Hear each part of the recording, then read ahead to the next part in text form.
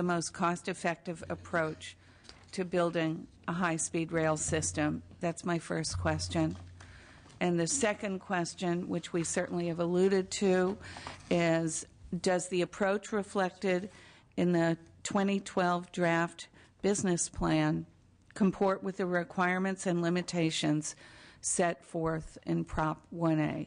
So I'd like you to answer both of those questions, please. And then we'll move to the stakeholders. I think I can start, Madam Chair. I know the peer review group has expressed concerns in previous communications with the legislature relative to the focus or the initiation of construction in the Central Valley. It doesn't necessarily relate to cost effectiveness, but clearly from the point of view of the peer review group, an investment in the bookends, as an example, which is the southern piece from Anaheim to the San Fernando Valley, from San Francisco to San Jose, certainly is a safer investment in terms of if the high-speed rail project does not continue, then those dollars will not be lost to the benefit of millions of users. Now, there certainly is some benefit associated with 130 miles of parallel track in the Central Valley, but I would submit it's certainly not as significant as that amount of investment might accrue in other parts of the system.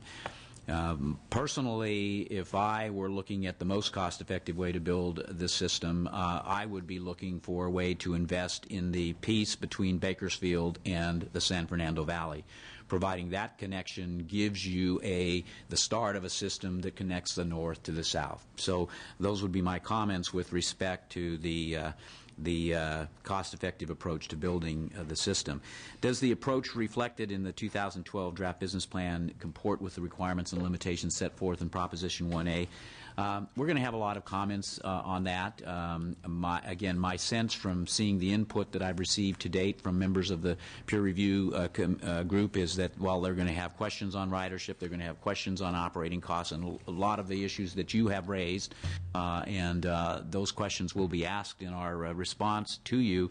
I think that the draft business plan is a substantial improvement over what has previously been provided, and I would not argue at this juncture that it does not meet the requirements of Proposition 1A. I will say, as Assemblymember Harkey and others have raised, I do not have the same confidence with respect to the funding plan. The legislative analysts raised some of the concerns that I've already heard from my members on the peer review group as to whether or not the funding plan actually does meet the requirements of the statute, and we will be exploring that issue more thoroughly before we respond to the legislature. Thank you. Mr. Richard.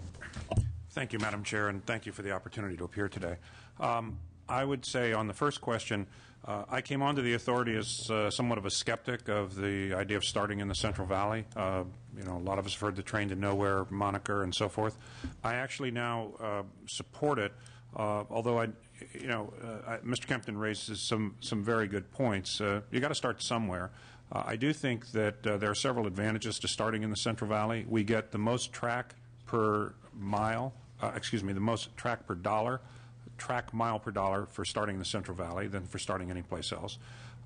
We do have the opportunity to build the segment in the Central Valley that will have the highest speeds on the system.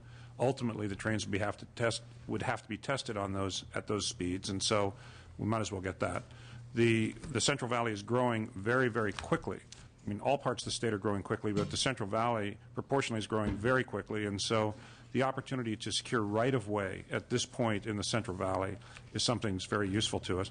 And my final comment is that in embracing the blended approach, I think it actually has the additional consequence of making the Central Valley make more sense, because to the extent that we're now planning to use the corridor of LA Metro and Metrolink, to the extent we're now planning to use the corridor of Caltrain, we already have those corridors. We don't have anything similar to that in the Central Valley, and so securing that makes sense.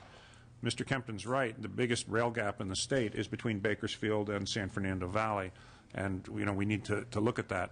Even though it's not a standalone segment? Even though The yes. Central Valley, because you've talked about all the other segments as standalone. Right. The Central and Valley one, isn't. That's the one issue. We have to get past the initial construction segment, and that's the big leap here, and I'll say leap of faith.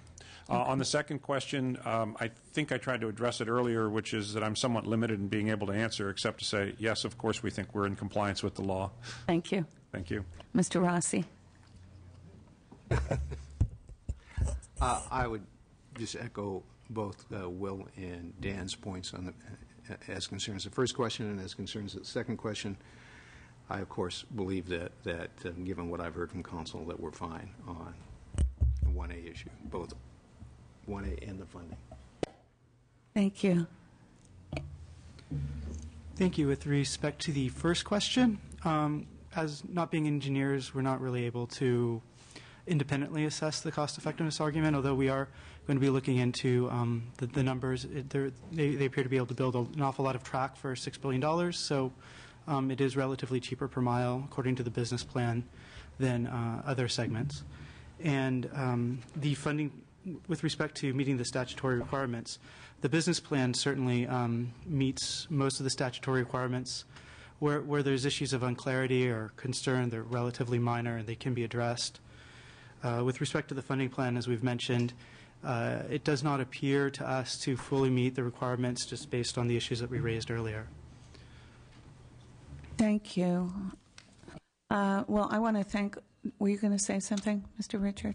Madam Chair, I was just going to ask one thing, which is both Mr. Rossi and I have another obligation, and I wanted to assure people who would be coming afterwards, we're going to be reviewing both the videotapes and the transcripts, so we have members of the authority staff here. So I didn't want our departure in any way to indicate to people either a lack of Thank you for that.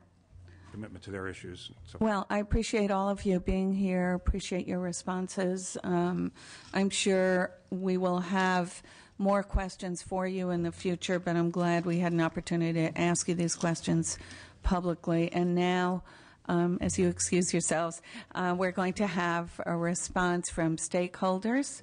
William Grindley, Cesar Diaz, the Ledge Director for the State Building and Construction Trades, and Seamus Murphy, the Manager of the Caltrain Government Affairs. And each of you will have 5 minutes to respond. And following that, we will have public comment. Welcome to all of you.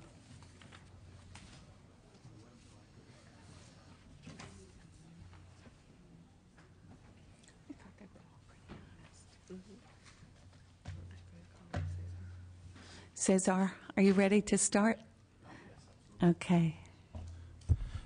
Thank you, Madam Chair, members. Cesar Diaz with the State Building and Construction Trades Council. Our organization represents the men and women in the construction industry affiliated with our unions. And of course, we're very excited about high-speed rail. We're about to embark on the largest public works project in the United States today, and the largest in California in the past 50 years. It couldn't have come at a better time for the construction industry. In California in general, unemployment is a huge problem, especially in the Central Valley. However, no sector of the economy has felt the economic recession more than the construction industry. We have 45% unemployment. Some areas are much, much higher. Some individuals have not worked for over 2 years. Their unemployment benefits are set to expire, as a matter of fact, next month. That's a very serious circumstance. And what we need to overturn that is a massive job investment. We believe high-speed rail is that investment.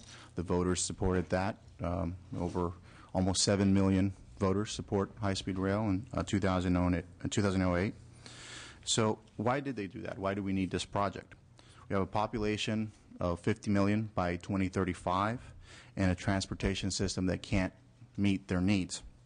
The benefits are better and more efficient transportation, lower emissions and cleaner air, a big reduction in oil dependence, and jobs. Hundreds of thousands of good new jobs. Starting in the Central Valley gives the project greater flexibility to keep building both north and the south as well. And it is more affordable than either the Bay Area or Los Angeles because land is less expensive. That means that more miles of track can be built sooner and put more people back to work building instead of spending that construction money on land acquisition. Madera to Bakersfield will be the backbone of the system. Once that backbone is in place, in which we'll have independent utility as well, the line can extend it to the north and the south. Now, the U.S. Department of Transportation found that every dollar spent on transportation and construction results in about $5.70 in economic benefits. That is because of smoother roads, better fuel efficiency, less accidents, less maintenance on the actual vehicles, etc. So the project itself right now is similar to how President Eisenhower started the interstate highway system in Missouri. That was back in the 1950s. And they started building in both directions. That was a good plan. We believe this is a good plan as well. The Central Valley will become a central transportation hub for the entire state. It will transform the quality of life for that region, but it will put a lot of people back to work immediately. Now, let's talk about those jobs. We're talking about 600,000 construction hours here, person years of work just in construction. Jobs for construction laborers, operating engineers, carpenters, cement masons and concrete finishers, iron workers, and electricians, just to name a few. But construction jobs are really only one piece of it. There will also be architects, engineers, environmental consultants, and other professionals. They, in turn, will be the catalyst for transit-oriented development, for new stores, new restaurants, new service industries, which will create even more jobs. After the construction is over, high-speed rail will bring another 450,000 permanent ongoing jobs in California. That's almost the entire population of the city of Fresno. This project is an incredible job and revenue creator for the state. From that standpoint alone, we believe it doesn't make sense not to do this. In fact, we can't simply afford not to. California's existing roads, airports, and traditional rail lines are too congested. That, in fact, is a real drag on our economy. We can't compete in the 21st century without better, modern transportation. We like to think of ourselves as on the cutting edge, but in transportation, we simply are not. Everyone around us, Europe, Asia, all across the industrial world, even third world countries now have high-speed rail. But in California and the United States, in fact, we have not begun to build high-speed rail at all. Our population today is 38 million. With more than 30 million people living in the high-speed rail corridor. The number is projected to be 50 million by 2035. If we do nothing, how are these people going to move around? High-speed rail will save 8 billion vehicle miles traveled annually. In fact, it will save 146 million hours lost on congested highways. And it will run entirely on renewable energy, which will reduce carbon dioxide emissions by 3 million tons annually. Still, some critics say the high-speed rail is too expensive, that we should just keep expanding our freeways and airports. Well, we need to do that as well. But that's not free either. In fact, estimates for expanding roads and airports to keep pace with future demand will cost 2 or 3 times as much as a high-speed rail, as was pointed out earlier. And we'd be polluting even more, causing higher asthma rates and other diseases that put a strain on our healthcare system as well. And, of course, more dependency on foreign oil. Now, high-speed rail is not without controversy. We understand that. Some people are opposed to certain routes. Well, that's understandable. Any new project, especially one of this size, is going to generate some opposition. That is why the draft business plan asks tough questions and answers them, and it spells out clearly some of the tremendous economic and environmental benefits, cost savings, advances in the quality of life, and employment that accompany the vision of high-speed rail. Thank you for your time. Thank you very much. Yes, William. Hello? Yes, you're on. My name is William Grindley, and thank you for inviting me. Let's begin with the reality of the high-speed rail project as of today. The authority wants to spend $3 billion of California's money building the initial construction section, not segment, in the Central Valley. They say that's okay because all other high-speed rail systems begin with a section and expand in either way. But the ones that have begun with the central section had a large and very, very profitable conventional rail track system before high-speed rail was built. We call the initial construction section the no train to nowhere, since even the authority admits its plan doesn't have enough mileage to get between Merced and Bakersfield. It includes no rolling stock and includes no electrification. So if you approve the voting for the $3 billion of state matching funds, you are going to, in fact, initiate another debt to the state without the chance of recuperating $1 of that. Why that? That's because the future of this project is not in this room or in this city. It is, with all due respect to your deliberations, in the nation's capital, something that both the authors of the 2012 business plan and our authors agree with. Let's go through the numbers. To have an initial operating section north, which is actually the cheaper of the two, although it doesn't look like it on the first glance, the authority needs another gift of $7.4 billion. Okay, the three down there is what they've already given you. The white is what the feds have to kick in here, all right? Plus, they say they're going to use an infusion of $12.4 billion of what are called federal qualified tax credit bonds, or TRIP bonds. That's nearly $20 billion that you want from the state. That's all that little white right there. Now, in the unlikely event that TRIP bonds do become federal law, they could only supply, by S-1436 of the Senate, a maximum of $1 billion, because the legislation in the Senate says you can only have 2% of the $50 billion that they are proposing. Borrowing the finances to pay for that $1 billion will violate AB 3034, because you'll be borrowing more. Perhaps the authority hasn't been watching the news over the last few years, but the mission of this Just Fail Super Committee wasn't to decide how much more money we can give away, and that's something that you and your fellow legislators ought to be very well aware of, as well as Californians, unemployed teachers, public safety, and health officers know. The state is not exactly flush with cash. Do you think that Congress will allocate another $20 billion for an initial operating section, for which, incidentally, there is no plan B if IOS does not prove profitable? There is no plan B. You suck it if it doesn't get pay for its way. Look no further than to vote 2 weeks ago to zero out high-speed rail from FY 2012, which was after the zero out for FY 2011. It not only passed the Republican-controlled House by 72%, it passed the Democratic-controlled Senate by 70%, including the zero-out votes of both Senators Boxer and Feinstein. At best, getting more federal money is going to be pushing a very large rock up a very steep hill. But wait, to build the IOS North, the authority needs another financial infusion of $4.9 billion. That's 95% of the bond authority's gone at that point. That's $11 billion the state will get to pay back, and I hope you can explain that to the school teachers, park rangers, and highway patrolmen that you're going to lay off. In sum, to only get from San Jose to Bakersfield, not the Basin to Bay, not to Phase 1, the authority is asking you three things: to authorize using up to 95% of the bond authorization, go out and beg another $7.4 billion of grants from the federal governments, and somehow believe that $12.4 billion of TRIP money is just around the corner. If somehow those miracles happen, you'd be spending $31 billion essentially from San Jose to Bakersfield. That's nearly the entire amount that was promised voters, $33 billion, when they voted for this back in 2008.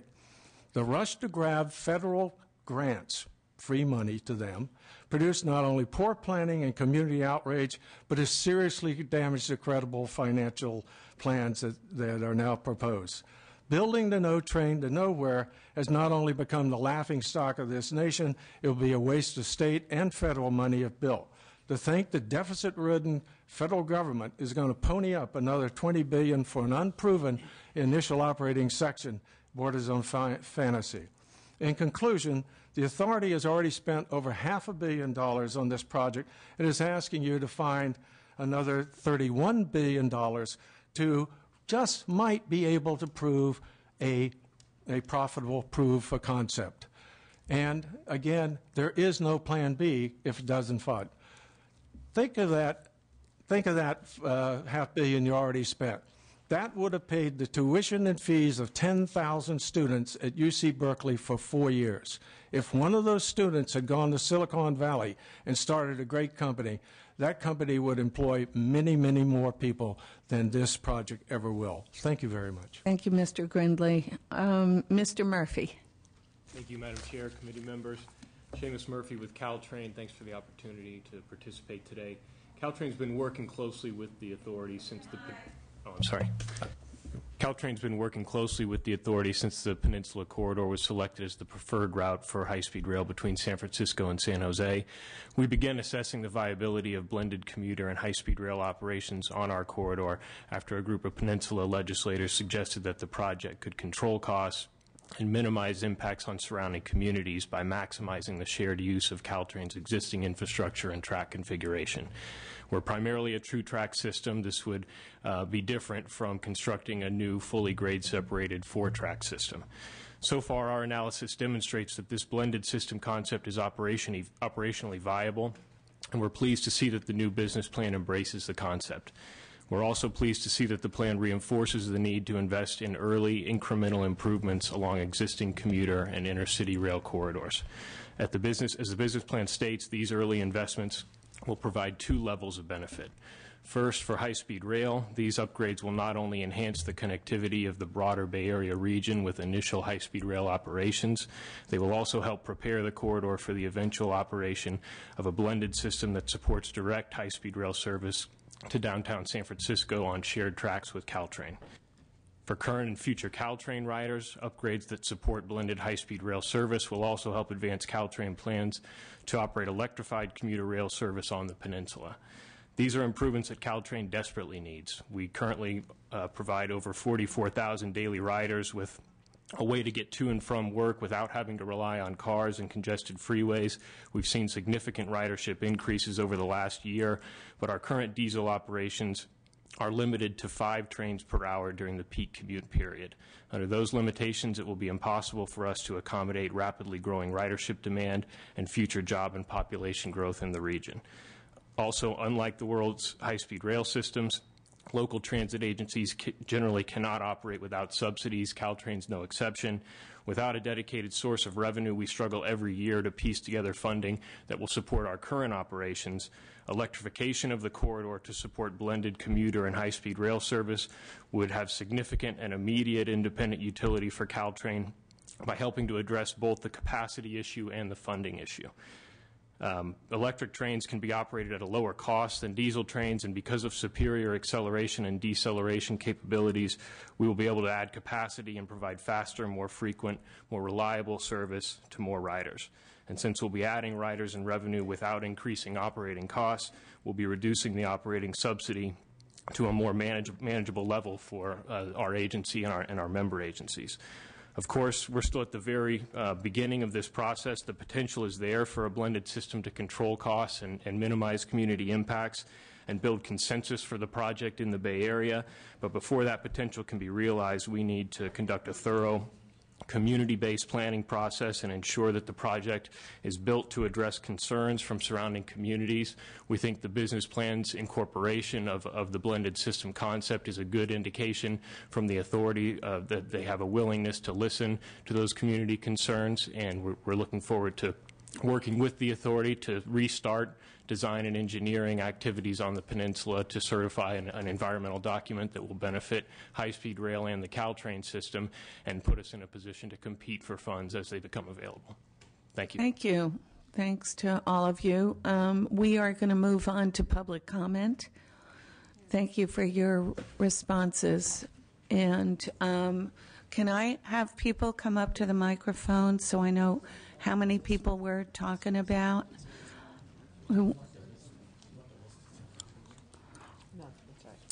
I would like you to state your name, your affiliation, and you have 1 minute. There are a number of people who want to say something, so you will be limited to 1 minute to make your comments. Thank you very much for being here. Good afternoon, Madam Chairman and members. Michael Turner on behalf of the LA County MTA, and we made the decision, obviously, late last night to submit some comments, but I want to just highlight 3 areas of concern on the business plan. But first, I want to say we see the business plan as a significant improvement. There are a number of areas that begin to address some of the concerns that have existed in Los Angeles, but the plan, as I mentioned, is a significant improvement, so the authority should be commended for that, and I think especially the 2 board members here that were here today have also been very helpful in addressing those. But I think we have 3 general areas of concern. The first is, when will this project ultimately reach the 10 million people in Los Angeles County? The blended corridor concept is a step in that direction, but we need to see some fairly specific commitments and some concurrent investments that will bring this project to Los Angeles. Second is the involvement of local agencies. Here, the business plan again has improvements in that area, but we need to see that area strengthened. We are a significant part of what happens with transit. And then the last issue I'll just say is there are a number of issues with respect to funding, particularly the connectivity funding. We have a regional connector project, which is a key federal priority that is jeopardized by the reallocation, and obviously some of the other funding issues. Thank you very much. Name and affiliation, please. Ted Hart. I'm with the Tea Party Patriots and the Sacramento area. I appreciate very much that your comment at the beginning, the will of the voters. I think that we represent a number of the voters. To be able to figure out what this is, you need to go back to the Proposition 1A when all of this started. I would encourage you to go back and read this, because you will find not one practically word in there concerning the total cost of what all this is. What was presented to the voters was a $9.95 billion bond issue. And if you dig further into it, you'll find the legislature, the legislative analyst saying that it would cost $45 billion. That's what the voters voted on. But that was for the entire system. Now, if you take because I'll cut it short, if you take those numbers and extrapolate what the business plan of the rail authority is, you'll find that you'll work your numbers all the way up to $189 million a mile. Thank you very much. Next speaker, please. My name is Armando Aparicio. I'm here as a citizen and also represented the Chinmaya Mission Temple out of Bakersfield, California. We respectfully request to cease and desist any efforts and expenditure of resources to build the high-speed rail through the city of Bakersfield. There are 3 major problems with this. One, according to the latest estimate, the train could cost nearly $200 million per mile. 2, leaders such as yourself appear to demonstrate lack of conscientious appreciation of the humanity who live and work in Bakersfield. 3, it will unnecessarily uproot and displace thousands of people and destroy the way of life, the sacrifices, and the future of so many who call Bakersfield home. Please consider it as a viable alternative, building the high-speed tracks from Palmdale, travel northwest to Highway 5 to Road 43, where you can build the station for the city of Bakersfield. In closure, allow me to remind you of our Lord Jesus Christ's teaching that the second greatest commandment is... Your time is up. Thank you. Thank you. Please do not build. Thank you. Next speaker, please. I'm Alan Bushell from Menlo Park. I'd hoped to speak about the shortcomings of the 2012 business plan and had 3 examples. In the interest of time, I'll just discuss one. Any experienced business person would be alarmed to discover that the impact of future technology on ridership has not been assessed. In addressing demographics, no mention is made of the potential impact of telecommuting, telepresence, video conferencing, Internet document sharing and other emerging technologies which are already starting to reduce the number of business trips taken by air. The impact of these new technologies has already been reported in corporate social responsibility reports for 2007 and 2008 of such corporations as Cisco, Symantec, Intel, and Nike, to name a few. Corporations are investing to see significant reductions in corporate travel in the immediate future. Without considerations of these trends, the business plan can only be seen to be selectively self-serving. If California really wants to create meaningful jobs, the entire state, and not just the 12 or 56 counties touched by the train, could benefit from building a statewide high-speed Internet backbone to at least the standard of South Korea, Thank you, sir. Your which is time 10 times up. faster than the U.S. Thank you so much. Next speaker. Madam Chair, members, Sarah Flocks from the California Labor Federation. We very strongly support this project, one, because we do think that it meets the transportation needs of the state of California, but also because building high-speed rail is key to the future of our economy. The benefits to business is huge. There is going to be relief of building high-speed rail for traffic congestion, which benefits commuters, but also will benefit the movement of goods. All of the trucks that use the 5 to get goods from all over the state would finally have less congestion, so business would be able to get their products to the state, to the ports, and overseas. And then there's also the question of jobs. Right now in the Central Valley, we have very high unemployment rates. In the construction trades, high unemployment rates. In the next 5 years, we're going to be putting 100,000 people back to work, putting revenues back in local communities, so that can also go into the state general fund. And then there's also the issue of development around the stations, which is an added benefit of building high-speed rail. Thank you so much. Next speaker, please. Madam Chair, members of the committee, my name's Mark Kyle. I'm with Operating Engineers Local Union Number 3. We're a union here in Northern California representing private and public sector workers, predominantly construction workers. We like to build things, roads, airplanes, and trains. We stand here today to let you know that we're in support of this project. We do believe it makes sense for a transportation option for the 21st century and beyond here in California. We think the business plan is a major step forward. We want to acknowledge that there are challenges in the plan, but we believe those can be addressed, that every plan is dynamic and organic. Being in the construction industry, we also want to note that no project has 100% of secured funding at the start. All projects have risk. In the last 3 years, we've lost 5,000 members who've had to go suspended or withdraw because of the economic difficulties of the times. Our members who are working on big projects like Doyle Drive in San Francisco, the Transbay Terminal, and the Caldecott Tunnel. We need this project for jobs, for transportation, and for good air. Thank you. Thank you very much. I'm Randy Young, Sheet Metal Workers, Sacramento. I represent workers from Fresno all the way up to Redding. We support the high-speed rail program. We think that it's not only going to benefit the areas in which the rail is going to go through, but it's also going to benefit the outlying areas. And as far as the funding, if you look at your house, when you bought your house, did you have enough money to buy your house, or did you finance it? Thanks. Thank you. Hello, my name is Michael Quigley. I'm the Manager of Government Affairs for the California Alliance for Jobs. We're an organization made up of 2,000 union contractors and 80,000 union construction workers throughout Northern California. We submitted written comments. I'll let those speak for themselves, but we are in support of the revised business plan and the near-term economic benefits and long-term transportation benefits that high-speed rail would bring to our state. Thank you. Thank you. Good morning, members. Richard Valley. I'm a Kings County supervisor. Earlier, when the comments were made regarding the segment starting in the Central Valley, little was mentioned about the opposition, and there's major opposition out of Kings County as it relates to this project.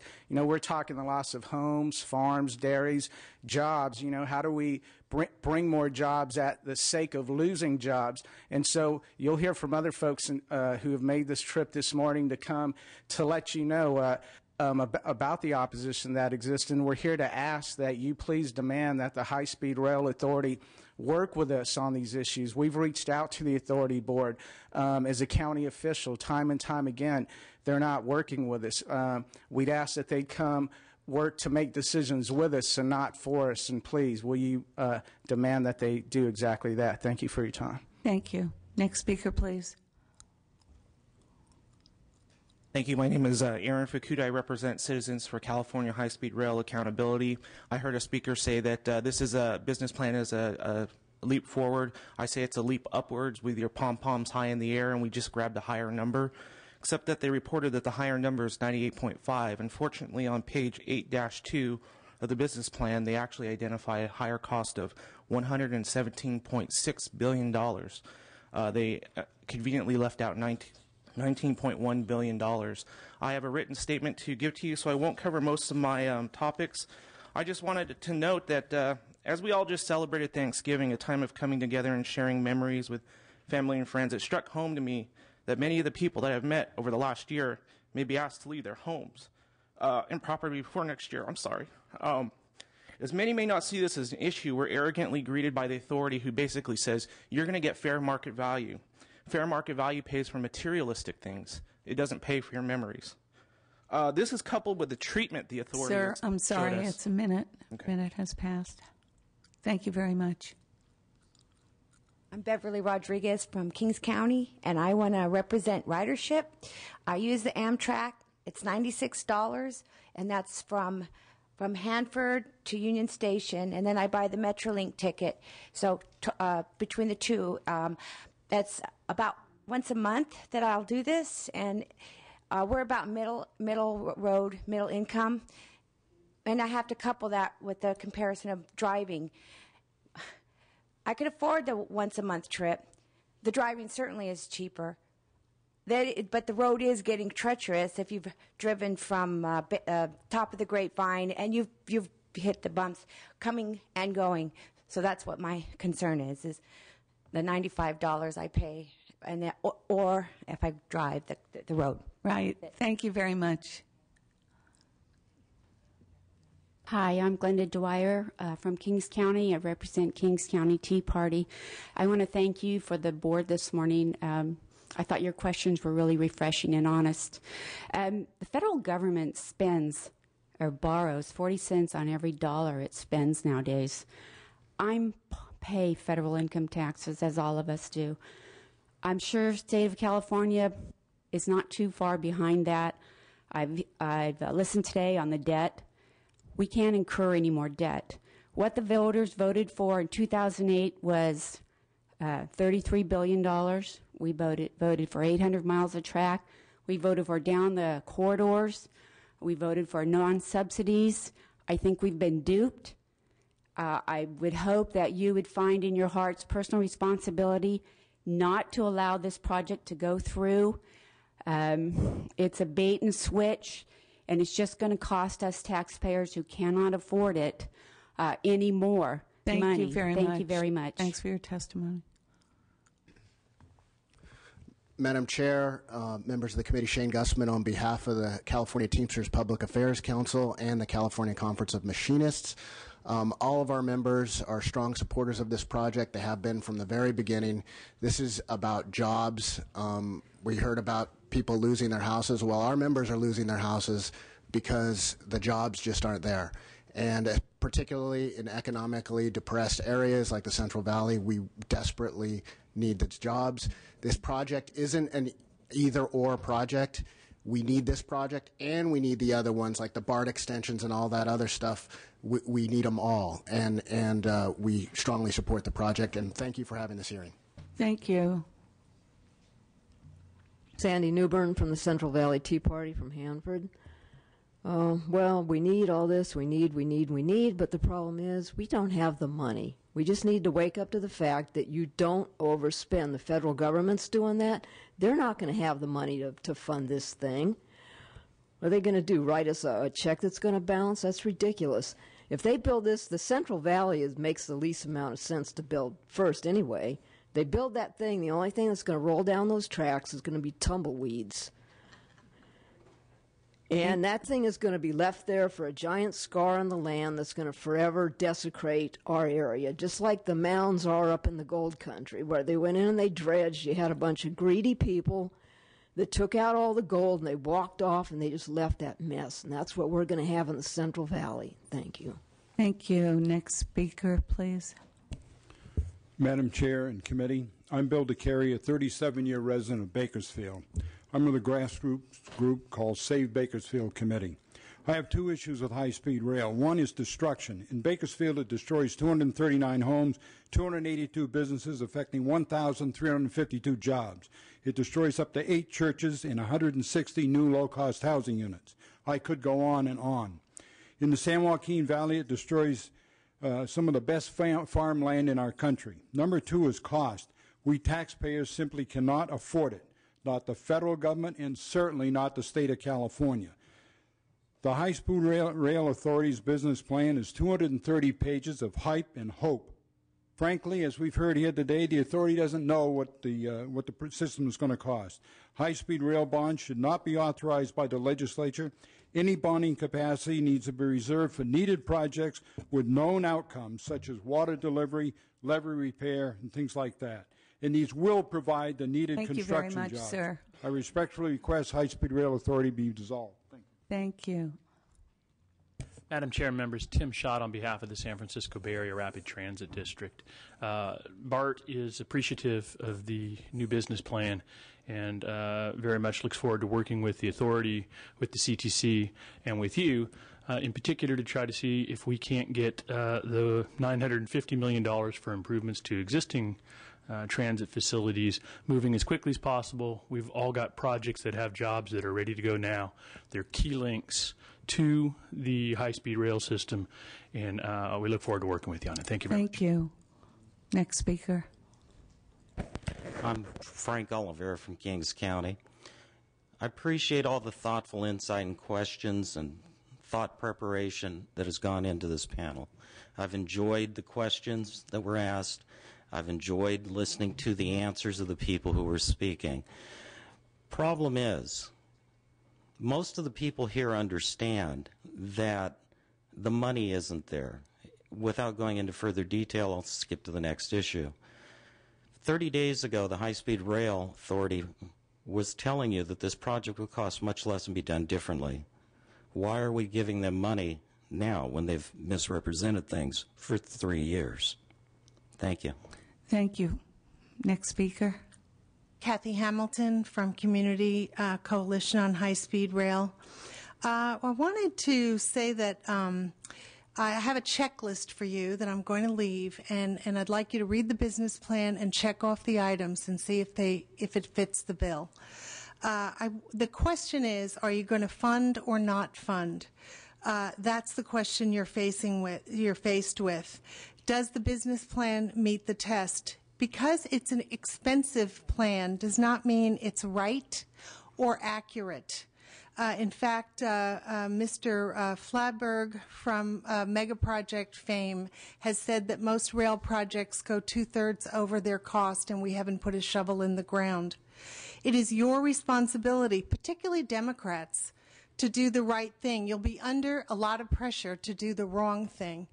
The funding requirements of AB 3034 are not met with this plan. There is no such thing as ICS. Thank you. Thank you very much. Next speaker. Yes, my name is Tim Wyatt. I'm with the IBEW, which is the International Brotherhood of Electrical Workers. I want to speak in support of this project, not just due to the fact that it creates construction jobs up and down the state, but these are also sustainable jobs for the maintenance of this railroad. Not to mention the other companies that would also install different items which we use within the state, which actually are built here. Not just the rail system, not just the trains. I'm not just talking about light bulbs. I'm talking about everything tied into this. It helps the entire state as far as growth. It also helps those businesses, small businesses, that up and down the state are in need of help. So I'd like to speak in support of this project. Thank you. Thank you very much. Last speaker. Thank you for waiting. No problem. My name is Bud McKinney. I'm a retired sheet metal worker. I'd like to speak in support of the project. I'd like to agree with everything that Cesar Diaz had to say. He pretty much summed up everything that I feel about it. The one thing that I notice is, years ago, I know nobody here is old enough to remember, but we built the California Aqueduct, and there was a lot of the same arguments that I heard at that time. Of course, I was a very small child, but I don't know that the aqueduct has ever paid for itself. I'm not sure of that. But where would California be without it? And if we don't start these things now, somebody talked about right-of-ways. If we don't start them now, I-5 would never have been built if we would have waited another 10 years because there would have been things in the way. Thank you. Thank you very much. That concludes our hearing. I want to thank the members of the Assembly who joined me today. I want to thank the staff for the work that they did, and we will be continuing to delve into high-speed rail for many months to come. Thank you so much.